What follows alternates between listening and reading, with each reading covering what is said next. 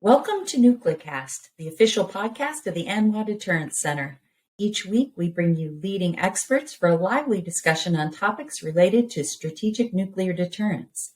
Our host is Dr. Adam Lowther, Director of Strategic Programs at the National Strategic Research Institute. The views of the hosts and the guests are their own.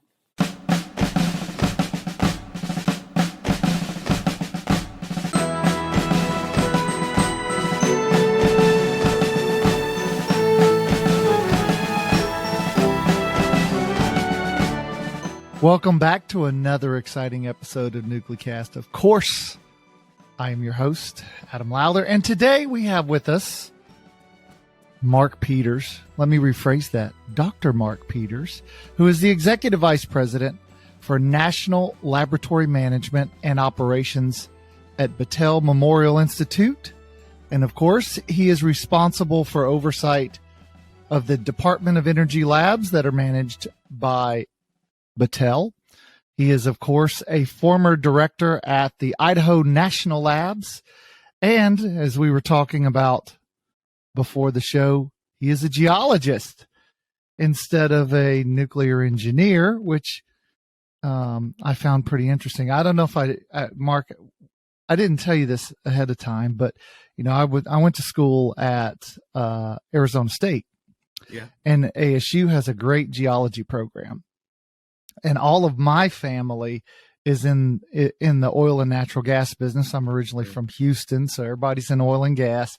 And my ambition as a young man was to be a petroleum engineer a petroleum geologist and go hunt oil around the world. That was sort of my goal. Of course, I ended up being, an international relations political scientist instead. But, I think I took my second or third calc class and I was like, man, I just really don't like this. So, Right. Well, I think all of us who go into geology probably at one point think we're going to go into the oil and gas business, right? That's kind of why that's what I thought too. Look at me. So there you go. Yeah. And it was funny. You said you got into, because it's for those of you that are not familiar with how the labs work, for a geologist to run a lab is pretty unusual. And so we were talking about how you got into this business, and you came in through Yucca Mountain. And right. I actually have a cousin who works at Yucca Mountain and who has worked on the facilities, building the facilities at Yucca Mountain. So it's pretty interesting. Yeah. It's a strange world. It's like 6 degrees of Kevin Bacon. Right. There you go. Well, first and foremost, it's great to be with you. But I would also say that was my entry point, as we discussed. And I was involved in the underground testing program there for the studies facility, which was it was a great part of my career. Really, really fun. So you're at Battelle now. You're one of the senior executives at Battelle. And one of the big questions that I think is on the minds of some is Battelle is this sort of, it's a different entity than, say, Honeywell, which runs the Kansas City National Security Site. So what is exactly Battelle? Is it a company? Is it a nonprofit? Can you clarify for folks what it is? Yeah, you bet. So we're a nonprofit research and development company. We're based in Columbus, Ohio, and we have operations at various places across the U.S., including at the laboratories. And we can talk more about the lab portfolio, I think, as we go through this. But so again, nonprofit S&T organization. We were established in the mid-20s by the will of Gordon Battelle. And then soon thereafter, his mother, Annie Battelle, also contributed dollars. So the dollars were provided he was a metallurgist and a philanthropist and deeply committed to education. So we were created as a nonprofit to do science and technology in support of societal questions. And then our profits are reinvested in STEM and philanthropy. I got you. So that's kind of our core mission. So we've traditionally done a lot of contract research for the government as well as industry, and we continue to do that. And my counterpart, the other executive vice president, manages that portfolio. But then we've been involved in the management and operation of national labs starting in the 1960s with Pacific Northwest, the precursor to Pacific Northwest National Laboratory. And then the portfolio has grown over time. So there's two sides of the business, that sort of applied science and technology contract research side, and then the lab side. Now, the labs are operated under what's called a GOCO model. Can you explain what that means and how that operates? Because this has evolved over time for the labs. What is that exactly? Yeah. So first, a couple definitions. We'll get back to GOCO and government-owned contractor operated, but all the labs, not just in DOE and NNSA, but in DHS as well as DoD and other spaces, are federally funded research and development centers, FFRDCs, as defined by the law. But the government-owned contractor-operated model, the GOCO model, really came out of the Manhattan Project, right? So we spooled up this tremendous S&T capability to support the war effort during World War II. And then afterwards, you had Vannevar Bush's seminal and other seminal work that established the importance of maintaining that sort of R&D ecosystem as we went forward. So the national labs were part of what grew out of that. But it was recognized at that time that it was important for purposes of attracting the right kind of folks into the system, et cetera, that it was more effective to make them contractor operated. We could attract a different kind of talent, compensate in a different way, et cetera. So it was a public service model, to be clear. So companies operated these labs for basically free. I mean, very, very small nominal fees to operate them, but it's been sustained. So this model continues to this day, with 16 of the 17 DOE and NSA labs are government-owned contractor operated. So would you say that you said the model works? Is the advantage, because, I spent much of my career as a DOD civil servant, so I understand the civil service, and I could certainly understand why you would not want to use that personnel model, and why it would probably not be the best for bringing in good engineering and science talent. Are there other benefits as you see it, besides your ability to bring in the right people and be able to hire them and pay them? And what other benefits are there? Well, I would say what you also have is the benefit, and it's still related to talent, is the ability for a particular company or entity who's involved to be able to reach back more broadly within their broader corporation to bring additional talent in, right? So whether it be the University of California, Battelle, Honeywell, no matter who we're talking about here, it's that broader reach.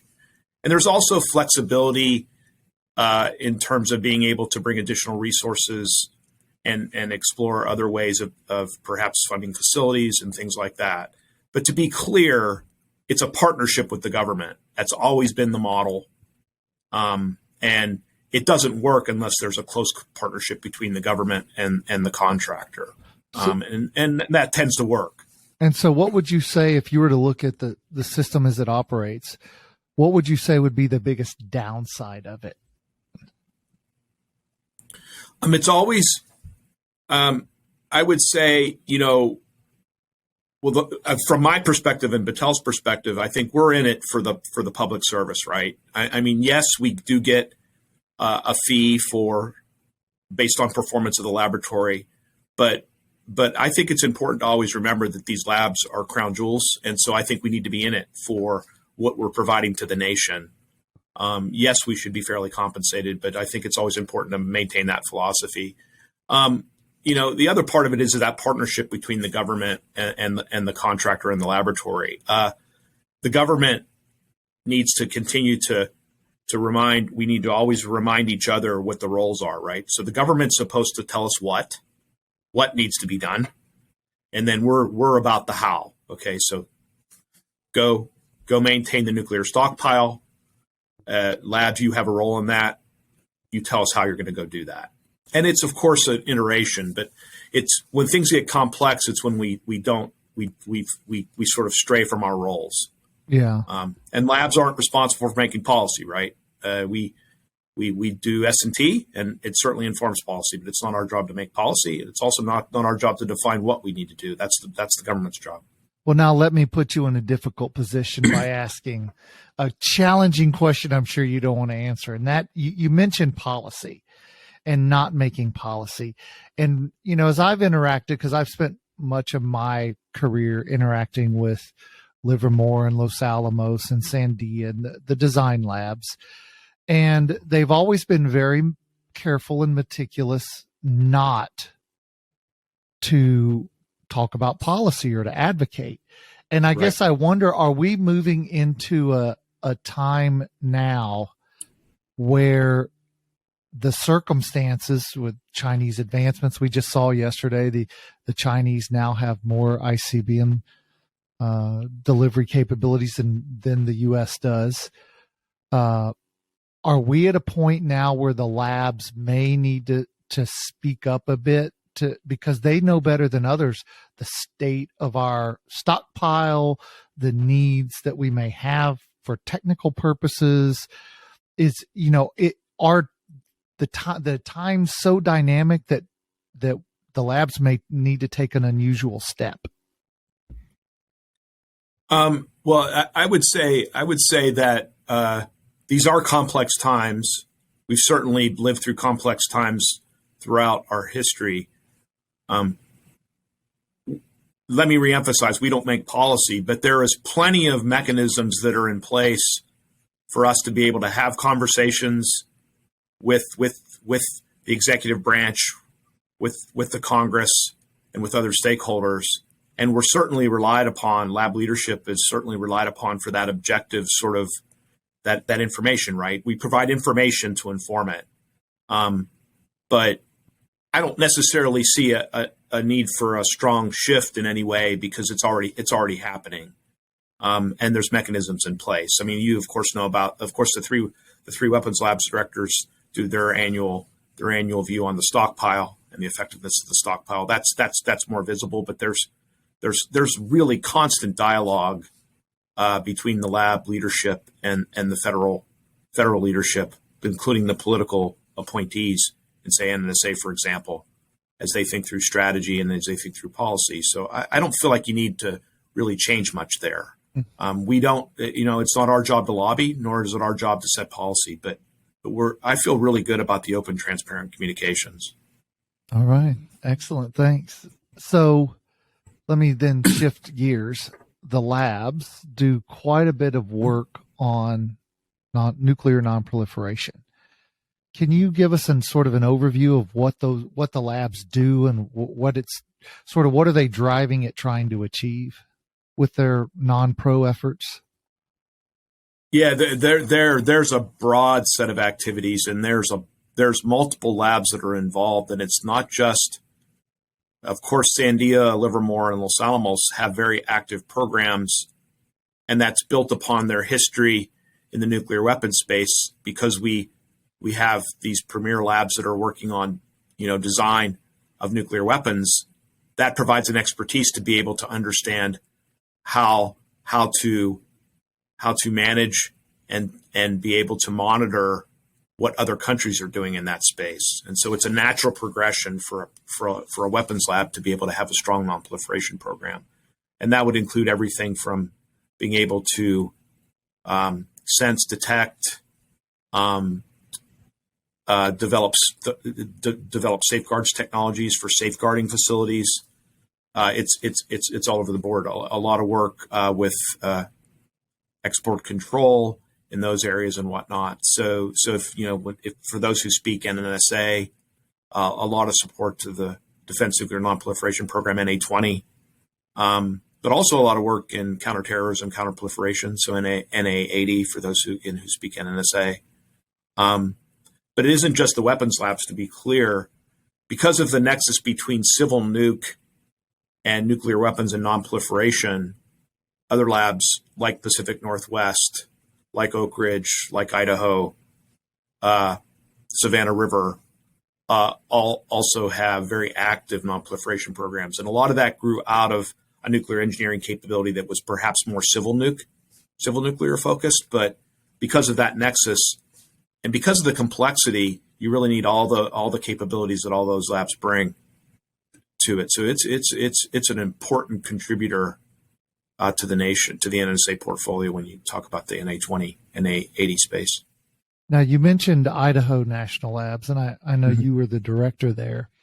Mm-hmm. And I've actually had the chance, I visited the reactor there. It's Okay, good. it's Idaho Falls, great town. Yeah. So let me ask you this. I was listening to Joe Rogan. Yeah. I think he's the number one podcaster out there now. And he had Peter Zehan on, who is the author of a really interesting book called The End of the World is Just the Beginning. So he's kind of a futurist forecaster who looks at trends.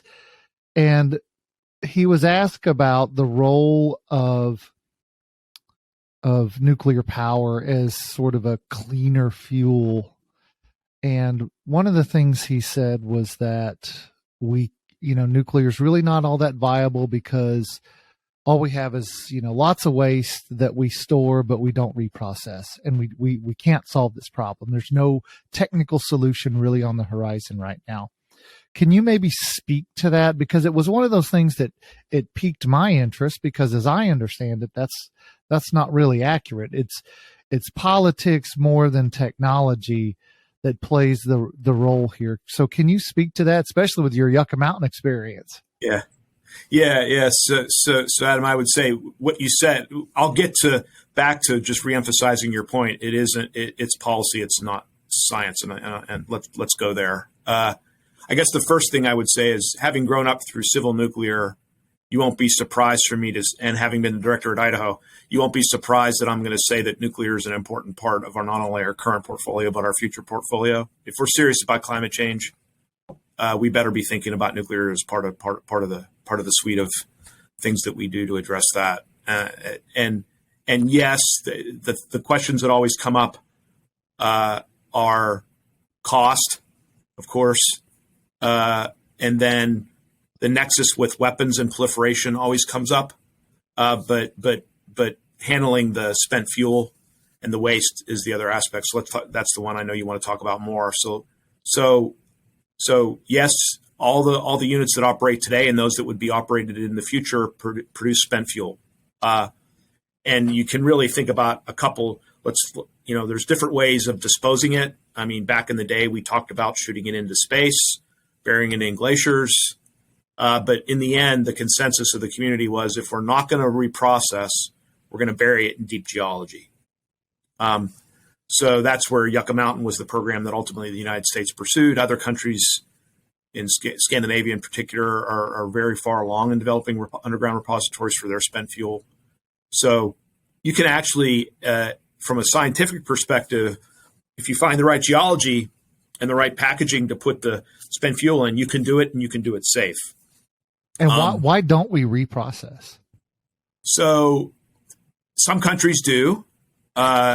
We certainly did at one time, and we were spooling up to do commercial reprocessing back in the 70s.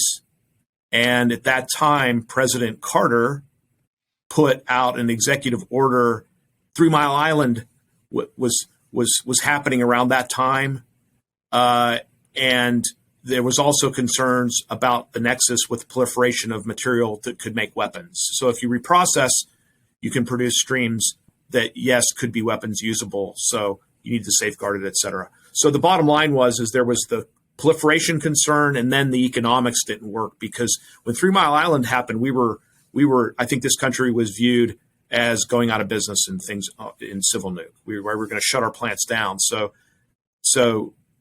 President Reagan overturned that, but by the time he did, the economic case didn't make sense. So our policy, the U.S. policy, Nuclear Waste Policy Act, as amended, is what we call once through, meaning spent fuel into underground geology. So our policy right now says to go do that. There is nothing that precludes scientifically and technically from us being able to reprocess. Technologies exist. We're working on even more advanced technologies in the R&D space, but it's really a policy conversation that hinders our ability to reprocess here.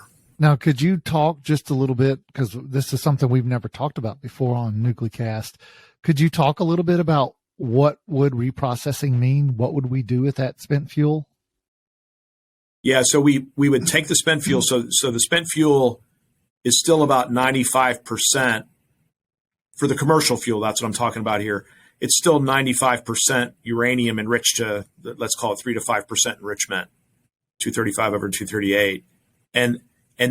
But there's some higher actinides. So you've got plutonium, neptunium, higher actinides, and then you've got a lot of fission products. Think cesium, strontium, iodine, technetium, et cetera. So you would take that rod, chop it up, recover the uranium.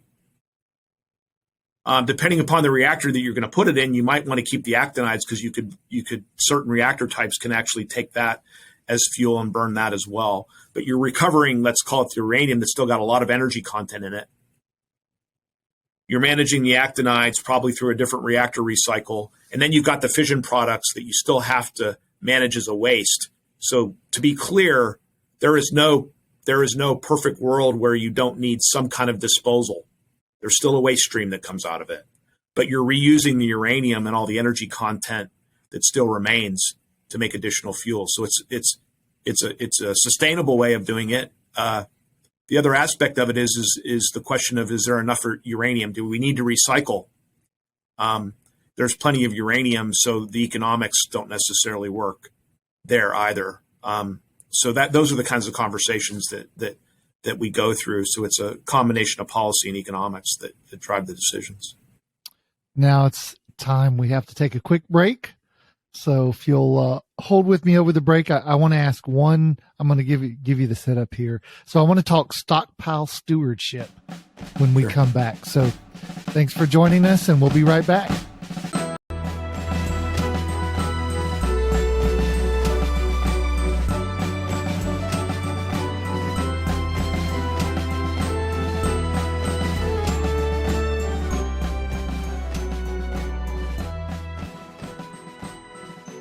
This episode of NucleCast is brought to you by the ANWA Deterrence Center, whose mission is to educate Americans about the nuclear enterprise and strategic deterrence.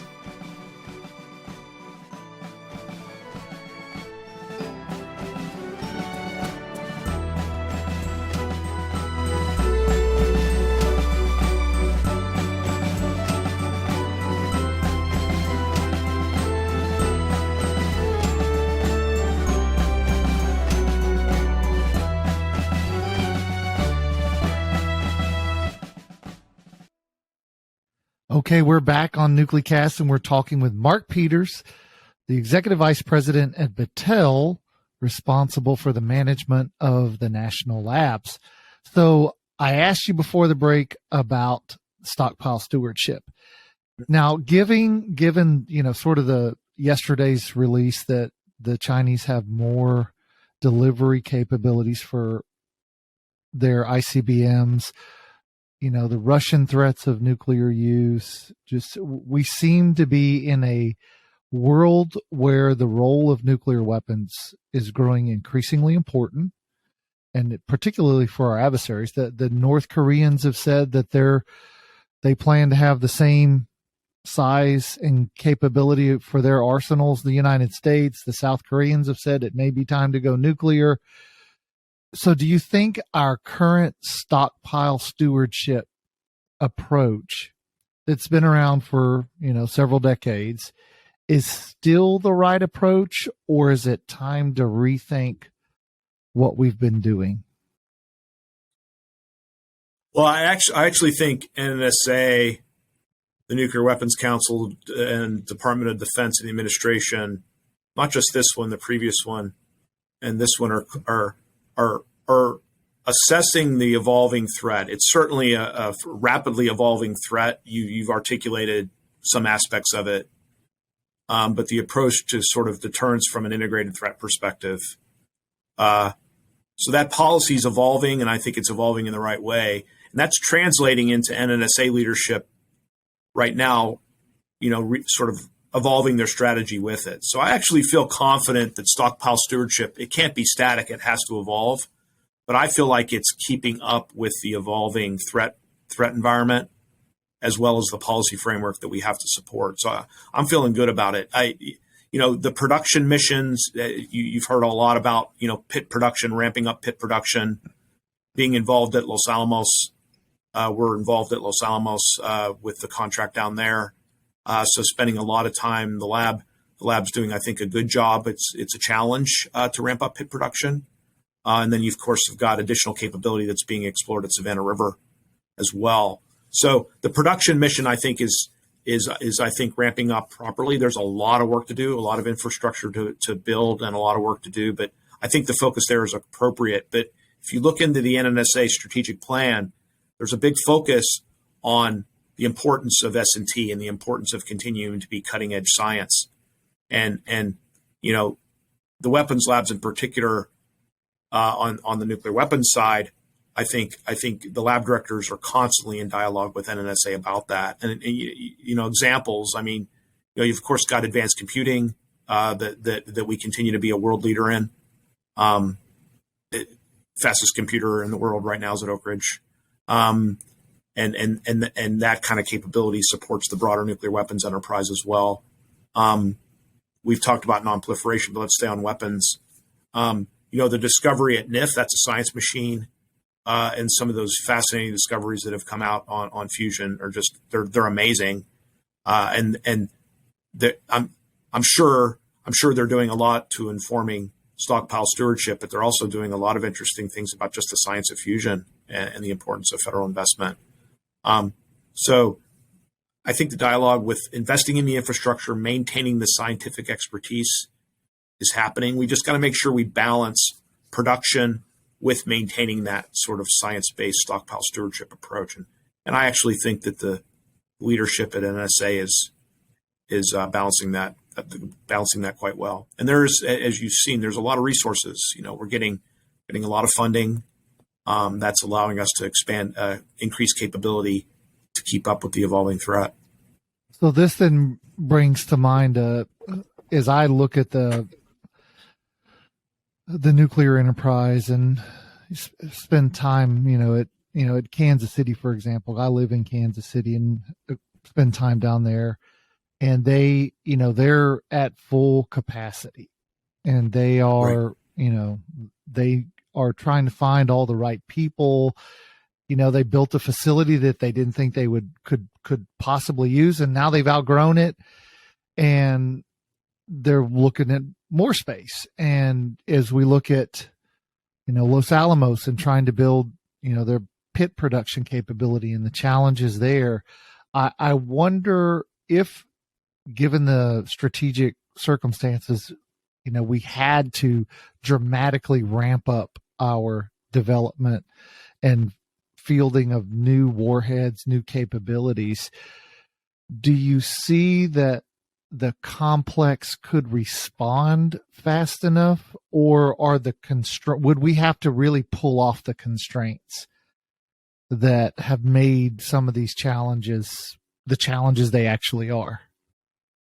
Yeah, I do think we can respond. Let's talk about it's currently not. I'm going to make a generalization. Now, there's probably specific areas where this isn't the case, but there's a lot of funding and resources coming into the system. I would say one of our key challenges is the people, and you touched on this a little bit, right? Training the next generation and being able to attract them into what's an exciting mission, but and then retaining them, and particularly at these particular times with the job market the way it is, it's very competitive. We've actually had a lot of success working with NNSA over the past 12 to 18 months on really trying to do a lot of great work in terms of compensation approach, et cetera, so that we can try to do as good a job as we can as attracting and retaining. But we've got to develop pipelines across the board. It's not just engineers and scientists; it's craft labor. It wants for an integrated workforce plan which it's sort of in development and evolving as we speak. But each of the plants and sites and labs have their own set of stories about how are we going to manage all this? How's it going to be integrated? How are we going to do it on time, on schedule? And how are we going to find the people? At Los Alamos, how are we going to get them up and down the hill? Where are they going to live? All really challenges that we're addressing, but they're real. And so that's a big deal at Los Alamos in particular. We're talking about it all the time. The lab leadership's all over it, and the board's having a lot of dialogue with them about it. Yeah, and when you have to go to, let's say, university recruiting, and you say, hey, we're from Los Alamos, we're from PNNL, we're from KC, we can't tell you what you're going to do, but trust us. Yeah. It's really exciting. That can be a challenge. Sorry to interrupt you, but but I would also say the other thing I would say is our mission's our best retention tool. Oh, for sure. So if we can actually get folks in the door and get them the proper clearances, and there's ways, right? You can bring them in and have them work on more open science stuff as they wait for their clearance. Even the open science stuff is a great retention tool.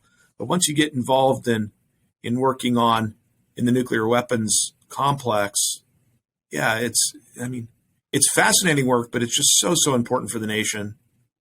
So we certainly can compensate well, but I think once people get in, they're like, wow, this is amazing, and important. So now we're unfortunately at the end of the show, but I wanted to give you sort of a last word. Is as you think about what you would want our listeners to take away from our discussion today, what do you think is the most important thing that they would walk away with?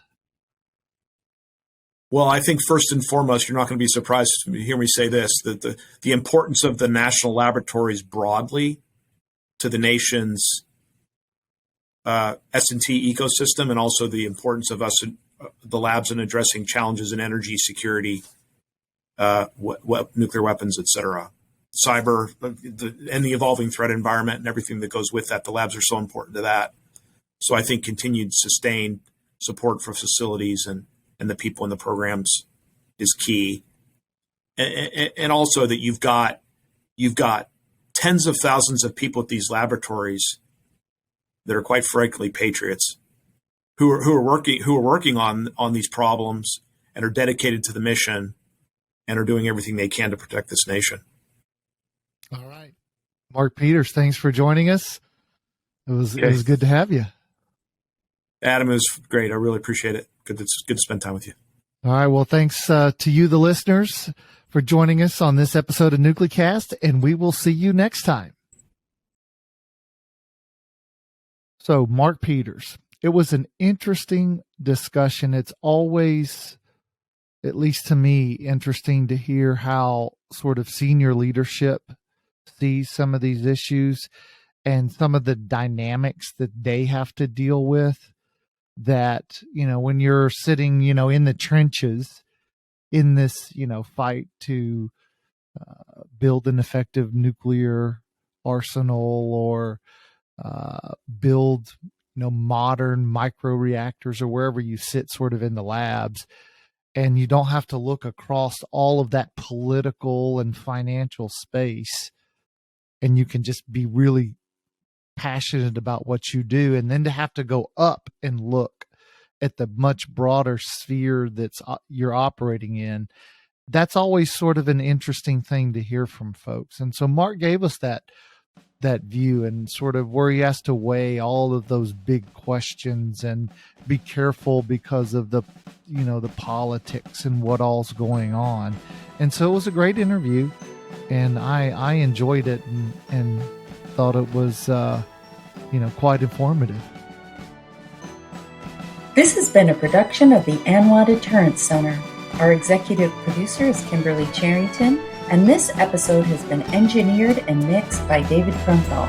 Follow the show on LinkedIn, Facebook, and Twitter at NucleCast. Listen, follow, and review the show on Spotify, Apple Podcasts, Amazon Music, or wherever you listen to your favorite podcasts.